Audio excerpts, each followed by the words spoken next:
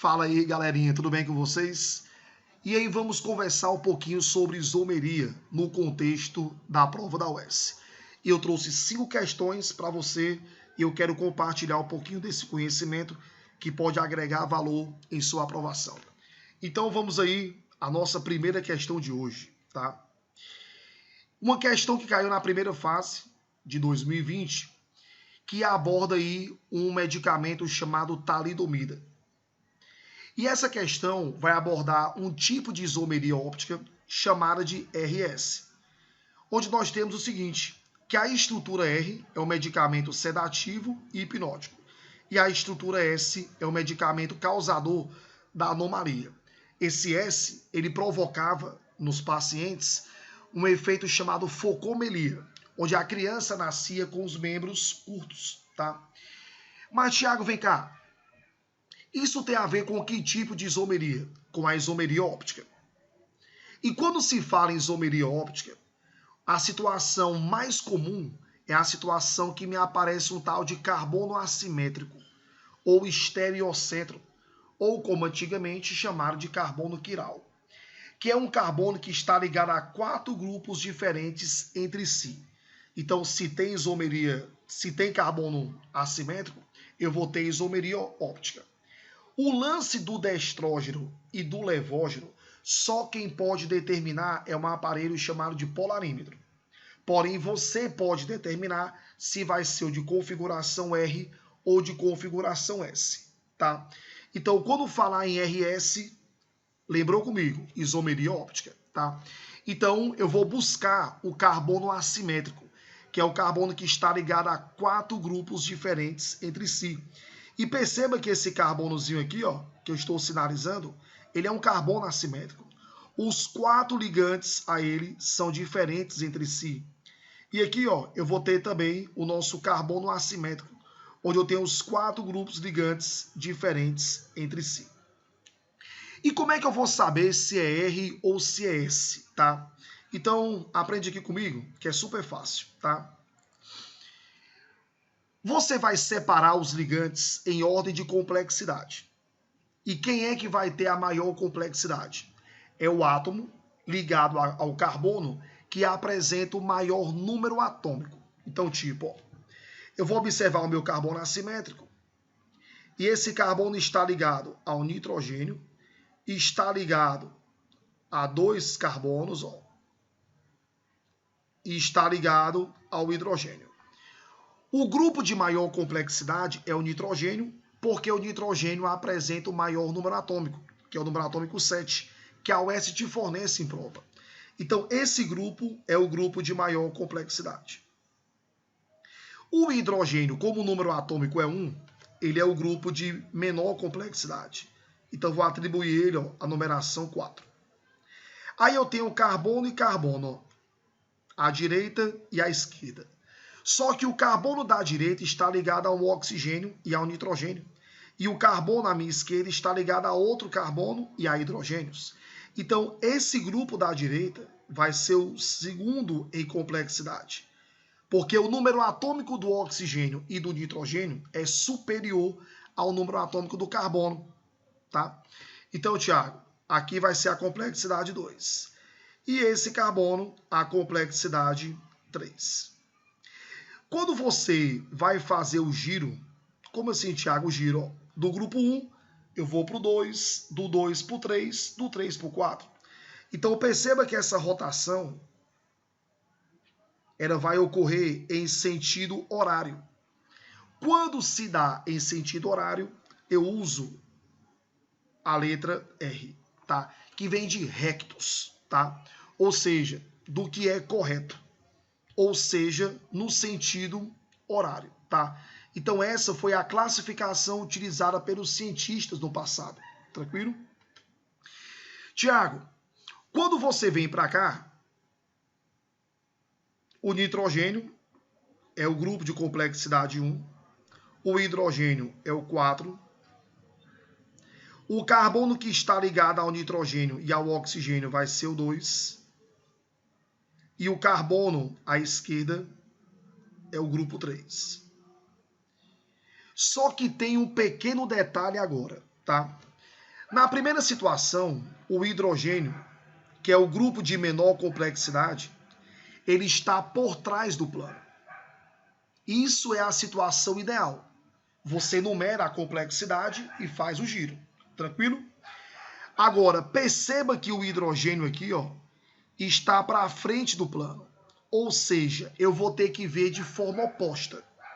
Como assim, Thiago? Se você fizer o giro aqui, ó, do 1, eu vou para o 2, do 2 para o 3. Eu estou vendo o sentido horário, concorda? Só que como o grupo de menor complexidade está para frente do plano, ou seja, não é o ideal é que ele estivesse por trás do plano, eu vou inverter o que eu vejo. Então eu estou vendo o horário, mas o correto é o quê? É anti-horário. Porque o grupo de menor complexidade está para frente do plano, que é essa partezinha preenchida, ó. Quando você tem essa setinha preenchida, quer dizer que o hidrogênio está para frente do plano. O grupo de menor complexidade está para frente do plano, o que não é o ideal. O ideal é que você tenha o hidrogênio por trás do plano. Então você vai inverter aquilo que você vê. Se eu estou vendo o horário, o correto vai ser o quê? O anti-horário, que é o S. Tranquilo? Então vamos aos itens, então, ao comando da questão, ó. Com relação a estes dois isômeros, é correto afirmar que são isômeros geométricos. Falso. Quando você trabalha RS, você trabalha a isomeria óptica. B. O isômero da estrutura R é levógeno. Pode parar por aí, tá? Tiago, destrógeno e levógeno, quem determina é o polarímetro. Não é você. Você consegue determinar se é R ou se é S, tá? Letra C. As duas estruturas diferem no posicionamento do nitrogênio central, um para frente e outro por trás. Perfeito, né? Perceba que aqui, ó, você tem no R o nitrogênio para frente do plano. E aqui, ó, tá tracejado, que é por trás do plano. Beleza? E na letra D, fala que não existe mistura racêmica. Tiago, o que é essa mistura racêmica? Mistura racêmica é quando eu tenho 50% das minhas moléculas desviando para a direita e 50% das moléculas desviando para a esquerda. Quando eu tenho uma mistura equimolar de destrógeno e levógeno, aí eu tenho uma mistura racêmica. E em nenhum momento a questão fala em percentuais, tá? Tranquilo? Então, primeira questão de hoje, nosso gabarito, letra C. Então, não esqueça, se o grupo de menor complexidade está por trás do plano, perfeito. Tu numera em termos de complexidade e segue tua ordem. Se o grupo de menor complexidade estiver para frente do plano, aí você numera as complexidades, faz o giro e você vai observar o giro, só que a resposta é o oposto ao que você vê. Como nesse caso aqui, ó. Se você analisar comigo, eu visualizei o sentido horário. Porém, como o grupo de menor complexidade está para frente do plano, eu vou inverter o que eu vejo. Se eu vejo o horário, a resposta é anti-horário. Tranquilo? Então, filhinhos, primeira questão de hoje, prego batido, ponta virada. Essa questão 2 da UES, ela é super simples, tá? Então, repare só. Você tem uma cadeia aberta, tá? E você tem carbonos fazendo dupla. Isso é uma situação bem característica que eu posso ter uma isomeria geométrica, tá? Então, vamos fazer o seguinte. Você observa os carbonos da dupla e passa uma linha rente a eles, ó.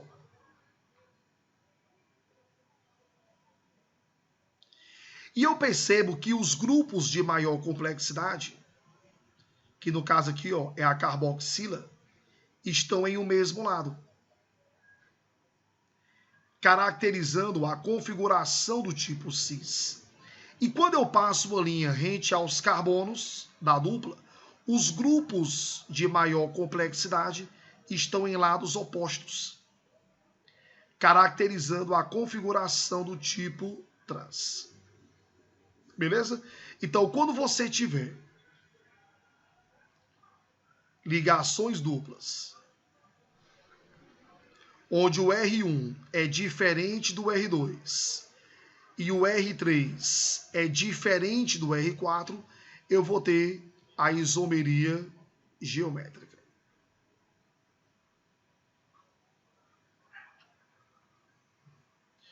Uma outra situação de isomeria geométrica é quando eu tenho uma cadeia fechada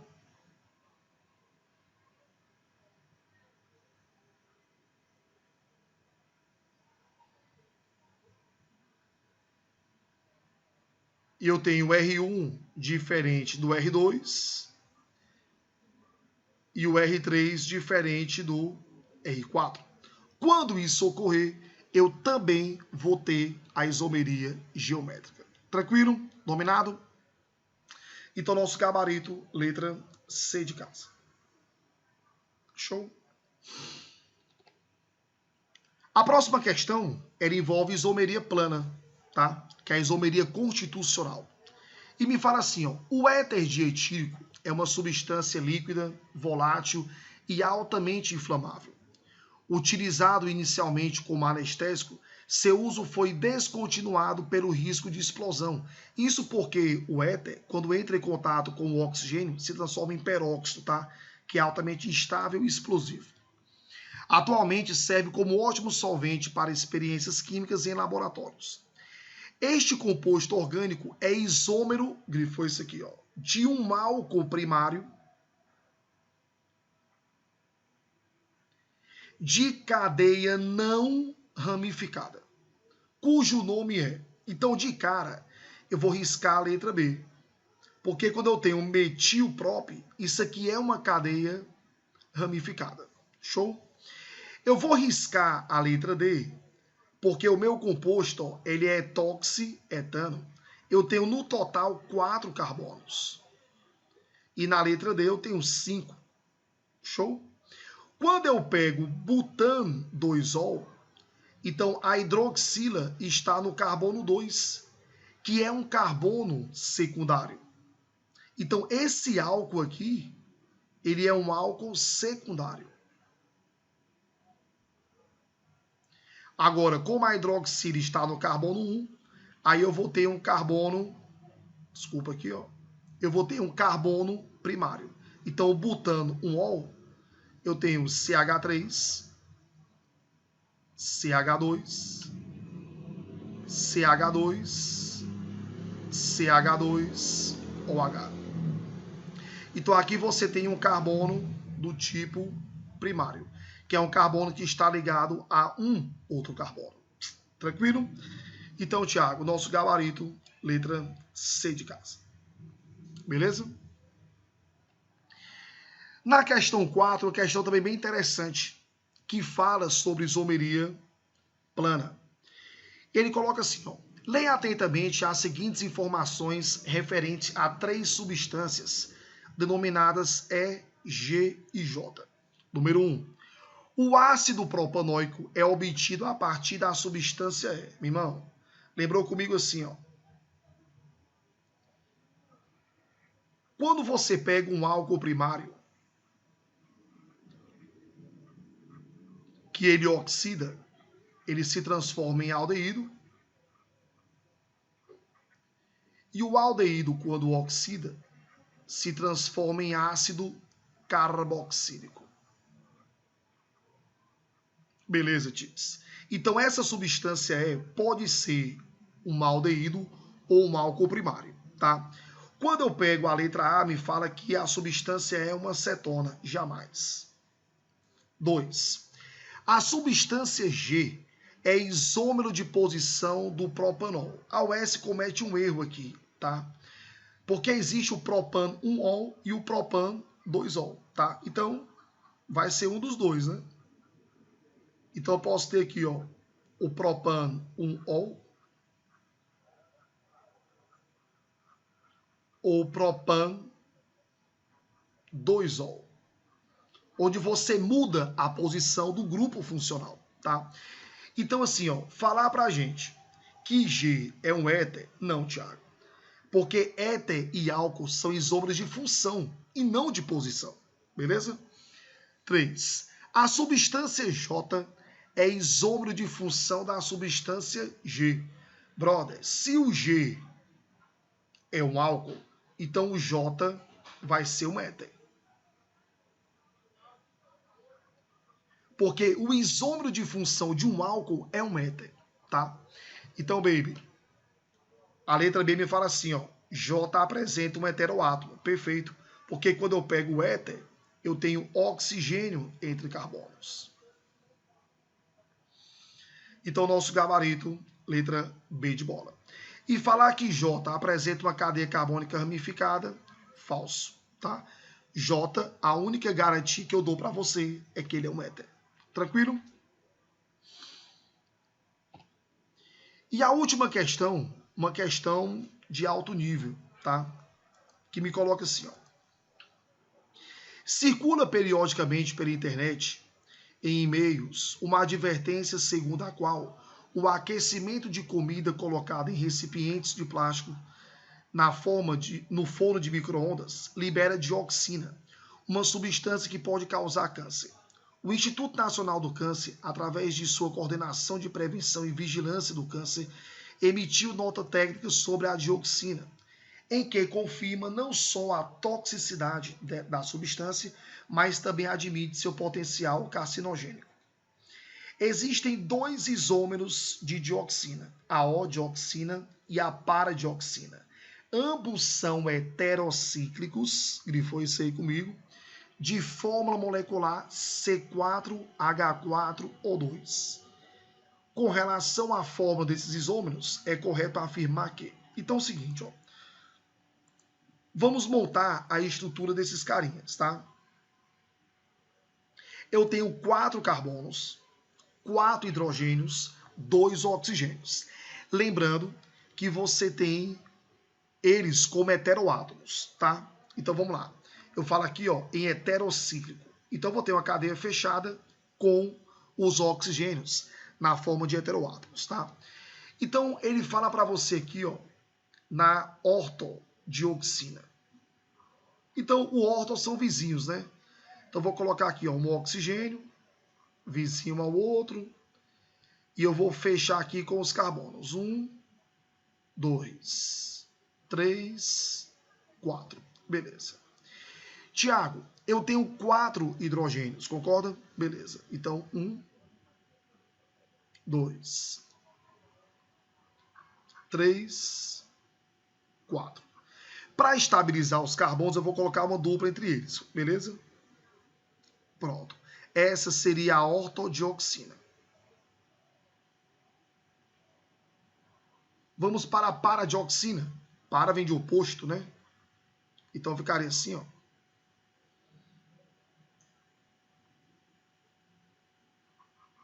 Só apagar aqui. Então teria assim, ó.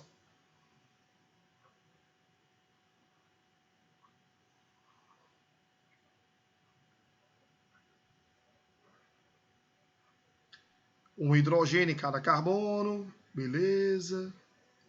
Show de bola. E aí vamos colocar as ligações duplas para estabilizar o carbono. Tranquilo? Então aqui você tem a paradioxina. O que é que me chama a atenção? O que me chama a atenção é isso aqui, ó. Você tem 2 oxigênios juntinhos. E toda vida que você tiver 2 oxigênios juntos, isso aqui caracteriza uma função orgânica chamada de peróxido. Aqui você tem um oxigênio entre carbonos, que é exatamente o éter. Então vamos aos itens. Letra A. Por serem compostos heterocíclicos, pertence à classe dos aromáticos. Falso. Para você dizer que é aromático, tem que ter uma cadeia fechada, você tem que ter elétrons πs alternados e obedecer à regra de Hankel. Esses são os requisitos. Então não é só ser heterocíclico para ser aromático, tá? Tem que obedecer a esses 3 requisitos. B. Pertence à função orgânica dos éteres. Falso. A orto não. A orto é peróxido. A para é éter.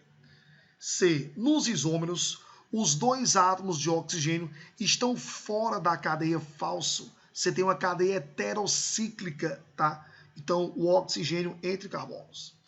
E na letra D, o isômero ortodioxina possui a característica de um peróxido. Então, perfeito, gabarito, letra D. Então, bons estudos. Que Deus abençoe muito a vida de vocês. Valeu!